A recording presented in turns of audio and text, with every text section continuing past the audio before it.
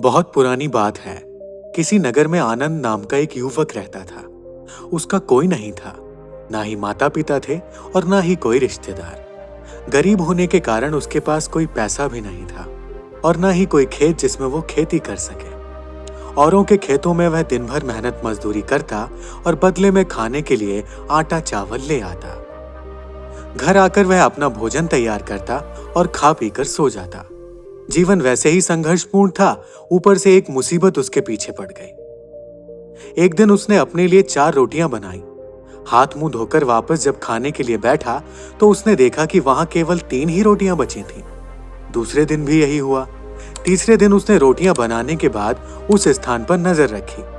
उसने देखा कि कुछ देर बाद वहां एक मोटा सा चूहा आता है और एक रोटी उठाकर वहां से जाने लगता है। अगली बार आनंद तैयार रहता है। वह तुरंत चूहे को पकड़ लेता है। तभी चूहा बोला, भैया मेरी किस्मत का क्यों खा रहे हो? मेरी रोटी मुझे ले जाने दो। तुम्हें ले जाने दी तो मेरा पेट कैसे भरेगा? मैं पहले से ही अपने जीवन से परेशान हूं, ऊपर से अब पेट भर खाना भी ना मिले तो मैं क्या करूंगा? न जाने मेरे जीवन में खुशहाली कब आएगी। आनंद बोला। इस पर चूहे ने कहा, तुम्हारे सारे सवालों का जवाब तुम्हें ऋषि कृपाचार्य दे सकते हैं। आनंद ने पूछा, वह कौन है? चूहे ने उत्तर दिया, वह एक पहुंचे हुए संत हैं। उत्तर दिशा में कई पर्वतों और नदियों को पार करके ही उनके आश्रम तक पहुंचा जा सकता है। तुम उन्हीं के पास जाओ, वही तुम्हारा उद्धार करेंगे। आनंद चूहे की बात मान गया और अगली ही सुबह खाने पीने की गठरी बांधकर आश्रम की ओर बढ़ चला। काफी दूर चलने के बाद उसे एक हवेली दिखाई दी। आनंद वहां गया और रात भर के लिए शरण मांगी। हवेली की मालकिन ने पूछा, बेटा कहां जा रहे हो?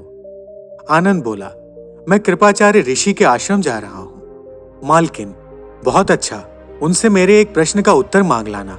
उनसे पूछना कि मेरी बेटी 20 साल की हो गई है। वह देखने में अत्यंत सुंदर है और उसके अंदर हर प्रकार के गुण भी विद्यमान हैं, परंतु बेचारी ने अभी तक एक शब्द नहीं बोला है। पूछना वह कब बोलना शुरू करेगी। और ऐसा कहते हुए मालकिन रो पड़ी। आनंद बोला, आप परेशान ना हो, मैं आपका उत्तर जरूर लेकर आऊंगा। आनंद अगले दिन आगे चल पड़ा। रास्ता बहुत ज्यादा लंबा था। रास्ते में उसे बड़े बड़े बर्फीले पहाड़ मिले। उसे समझ नहीं आ रहा था कि आगे उसे कैसे पार करेगा। समय बीत रहा था। तभी उसे एक तांत्रिक दिखाई दिया जो वहां बैठा तपस्या कर रहा था। आनंद तांत्रिक के पास गया और उससे बोला, मुझे कृपाचार्य ऋषि के दर्शन के लिए जाना है। आप बताइए मैं वहां कैसे जाऊं? रास्ता तो बहुत ही परेशानी वाला लग रहा है। तांत्रिक बोला, मैं तुम्हारा सफर आसान बना दूंगा, पर तुम्हें मेरे एक प्रश्न का उत्तर कृपाचार्य ऋषि से लाना होगा। आनंद बोला, किंतु जब आप मुझे वहां पहुंचा सकते हैं तो स्वयं क्यों नहीं चले जाते? तांत्रिक बोला, क्योंकि मैंने अगर इस स्थान को छोड़ दिया तो मेरी तपस्या भंग हो जाएगी। आनंद ने कहा, ठीक है, आप अपना प्रश्न बताएं।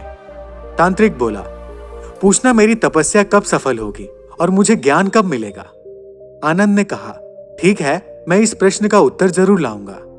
इसके बाद तांत्रिक ने अपनी तांत्रिक विद्या से लड़के को पहाड़ पार करा दिया। अब आनंद को आश्रम तक पहुंचने के लिए सिर्फ एक नदी ही पार करनी थी। आनंद इतनी विशाल नदी को देखकर घबरा गया। तभी उसे नदी के किनारे एक बड़ा सा कछुआ दिखाई दिया। लड़के ने कछुए से मदद मांगी, क्या आप मुझे अपनी पीठ पर बैठाकर मुझे नदी पार करा सकते हैं? कछुए ने कहा, ठीक है। जब दोनों नदी पार कर रहे थे तो कछुए ने पूछा, कहां जा रहे हो? आनंद ने उत्तर दिया, मैं ऋषि कृपाचार्य से मिलने जा रहा हूं। कछुए ने कहा, यह तो बहुत अच्छी बात है, क्या तुम मेरे एक प्रश्न का उत्तर उनसे पूछ सकते हो? आनंद बोला, जी आप अपना प्रश्न बताइए। कछुआ बोला, मैं एक असाधारण कछुआ हूं जो समय आने पर ड्रैगन बन सकता हूं। 500 साल से मैं इसी नदी में हूं और ड्रैगन बनने की कोशिश कर रहा हूं। मैं ड्रैगन कब बनूंगा? मेरे लिए बस यही पूछ के आ जाना। नदी पार करके कुछ दूर जाने पर ऋषि कृपाचार्य का आश्रम दिखाई देने लगा। आश्रम में प्रवेश करने पर शिष्यों ने आनंद का स्वागत किया।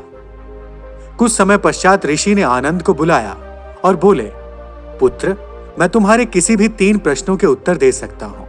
पूछो जो भी पूछना है। आनंद असमंजस में पड़ गया। वह अपना प्रश्न पूछे या उसकी मदद करने वाली मालकिन तांत्रिक और कछुए का। वह अपना प्रश्न पूछना चाहता था, पर उसने सोचा कि उसे मुसीबत में मदद करने वाले लोगों का उपकार नहीं भूलना चाहिए।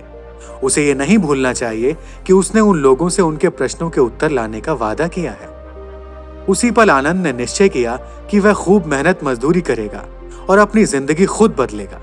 लेकिन इस समय उन 3 लोगों की जिंदगी में बदलाव लाना जरूरी है। और यही सोचते सोचते उसने ऋषि से पूछा, हवेली के मालकिन की बेटी कब बोलेगी? ऋषि ने कहा, जैसे ही उसका विवाह होगा वह बोलना शुरू कर देगी। आनंद ने फिर से पूछा, तांत्रिक को मोक्ष कब प्राप्त होगा? ऋषि बोले, जब वह अपनी तांत्रिक विद्या का मोह छोड़कर उसे किसी और को दे देगा, तब उसे ज्ञान की प्राप्ति हो जाएगी। आनंद ने तीसरा प्रश्न पूछते हुए कहा, कछुआ ड्रैगन कब बनेगा? ऋषि कृपाचार्य बोले, जिस दिन उसने अपना कवच उतार दिया उस दिन वह कछुआ ड्रैगन बन जाएगा। आनंद ऋषि से उत्तर जानकर बहुत प्रसन्न हुआ। अगली सुबह वह ऋषि के चरण स्पर्श कर वहां से प्रस्थान कर गया। वापस रास्ते में कछुआ मिला। उसने आनंद को नदी पार करा दी और अपने प्रश्न के बारे में पूछा। तब आनंद ने कछुए से कहा कि अगर तुम अपना कवच उतार दोगे तो तुम ड्रैगन बन जाओगे। कछुए ने जैसे ही अपना कवच उतारा, उसमें से ढेरों मोती झड़ने लगे। कछुए ने वे सारे मोती आनंद को दे दिए और कुछ ही पलों में वो ड्रैगन में बदल गया। उसकी खुशी का कोई ठिकाना नहीं रहा। उसने तत्काल आनंद को अपने ऊपर बिठाया और बर्फीली पहाड़ियों को पार करा दिया। थोड़ा आगे जाने पर उसे तांत्रिक मिला। आनंद ने उसे ऋषि की बात बता दी और कहा कि जब आप अपनी तांत्रिक विद्या किसी और को दे देंगे तो आपको ज्ञान की प्राप्ति हो जाएगी।